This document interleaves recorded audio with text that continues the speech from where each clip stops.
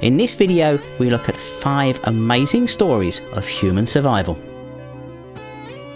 Wenseslao Moguel was a Mexican who was captured on the 18th of March 1915 after being suspected of taking part in the Mexican Revolution. He was summarily sentenced to death by firing squad without trial. He was shot 8 times in the body and then once in the head at point blank range by the commanding officer to guarantee his death, or so it seemed. There are differing stories as to how he survived. Some say he was found alive but unconscious amongst the bodies of the others that had been executed and given medical attention to recover. Others say he managed to crawl away to a church a few blocks away, where he was found by a church member who took him home and looked after him until he was well again. One thing that is known for sure, and that is he went on to live a full life until his death in 1975 at the age of 85. His remarkable story was brought to the world on July the 16th, 1937, when he appeared on Ripley's Believe It or Not radio show on NBC with the founder, Robert Ripley.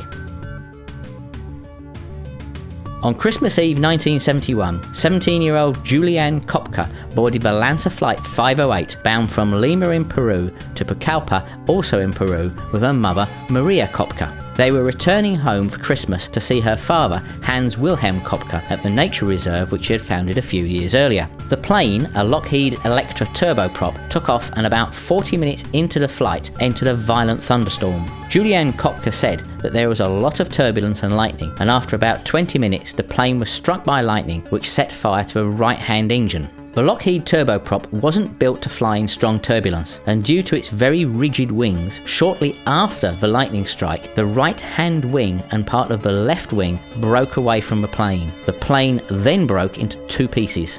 Juliane, who was strapped into a bench seat, found herself falling from the plane at a height of about 10,000 feet. She said she remembered seeing the rainforest canopy approaching before she lost consciousness and then woke up the next day in the forest. Although she had broken her collarbone and had deep cuts to her arms and legs, she was, after a period of time, able to move around. Initially she was looking for her mother, and while doing this she found a bag of candy that had fallen from the plane too. This would be her only food for the next 10 days. Her father had taught her survival skills and said that if you ever get lost, all you need to do is find a river and follow it downstream and you'll always find people there. During her journey to escape the forest, she came across the bodies of 3 other passengers from the plane, still strapped into their seat and buried headfirst into the forest floor. After several more days of travel, she found a small boat and a hut by the river used by lumbermen. She fell asleep in a hut and awoke to the sounds of voices. The men were startled by the sight of a white-skinned blonde girl in the hut and thought she was a water spirit.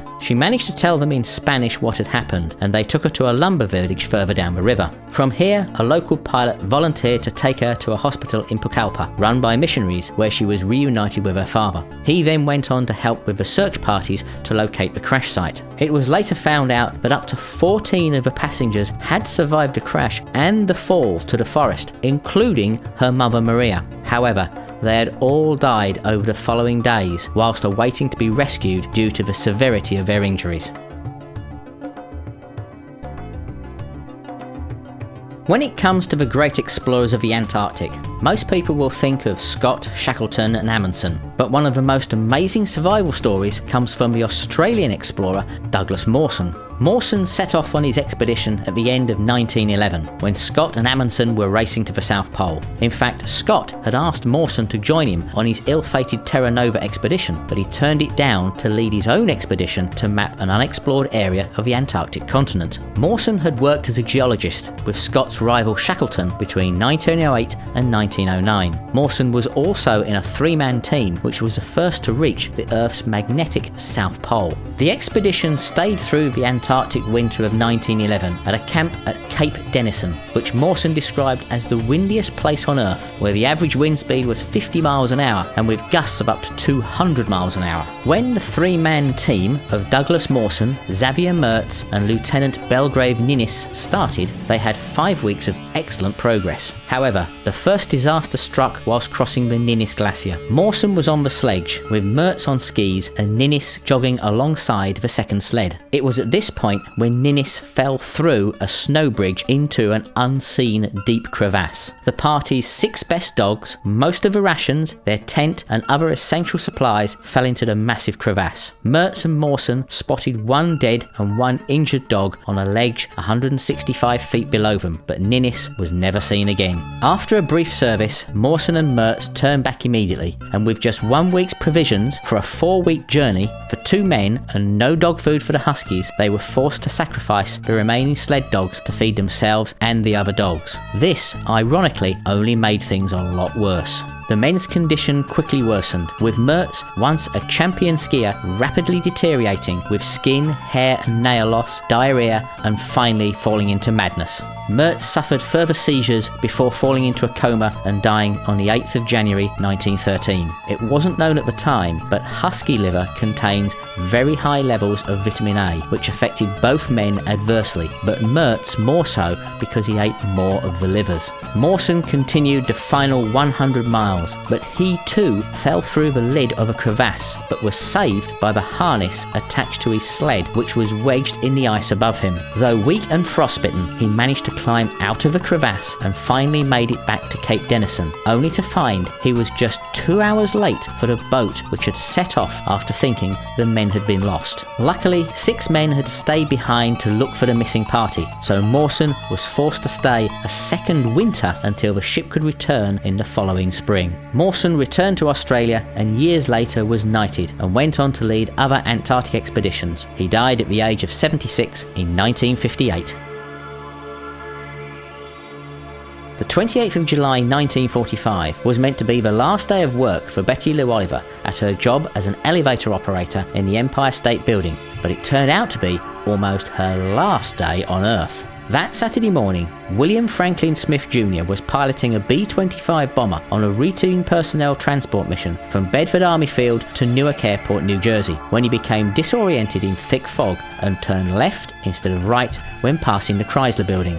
At 9:40 a.m. in the morning, the plane crashed into the north side of the Empire State Building between the 78th and 80th floors. The impact created an 18-foot by 20-foot hole in the building, and the force of the crash sent one engine clean through the building and out the south side before landing on the next block 900 feet below. The other engine and part of the landing gear broke into an elevator shaft and fell to the bottom. 14 people, including 3 people on the plane, were killed, and the elevator operator, Betty Lou Oliver, was seriously injured.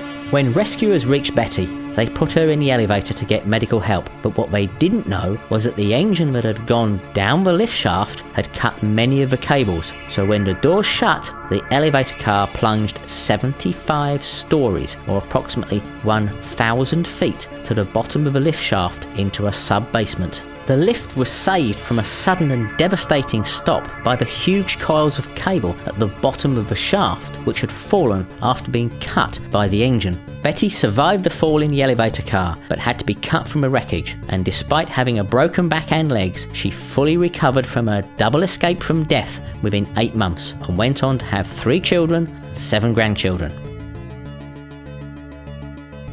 On October 28, 2005, 3 fishermen, Jesus Vidania, Lucio Rendon and Salvador Ordonez, set sail from the Mexican port of San Blas, Nayarit, to catch sharks in a 28-foot fiberglass boat. This should have been a routine fishing trip, but it turned into one of the longest survival stories for anyone being lost at sea. On the way to the fishing grounds, the boat had a mechanical problem and was caught in strong winds which blew them into the path of a northern equatorial current which crosses the Pacific Ocean from Mexico to the Philippines. The boat had no radio, so they couldn't call for help, and they soon found themselves drifting out into the Pacific Ocean in a boat without hot food, sunscreen, bathroom, or any engines. Although there were 3 men in the boat when they were rescued, it turned out there were 5 men originally. The boat owner and another man had hired the 3 fishermen for the fishing trip, but some think that they were picking up drugs, something which the 3 survivors vehemently denied. Vidana said that after they realised they couldn't get back, they fashioned a sail out of blankets and were blown along by the wind and the current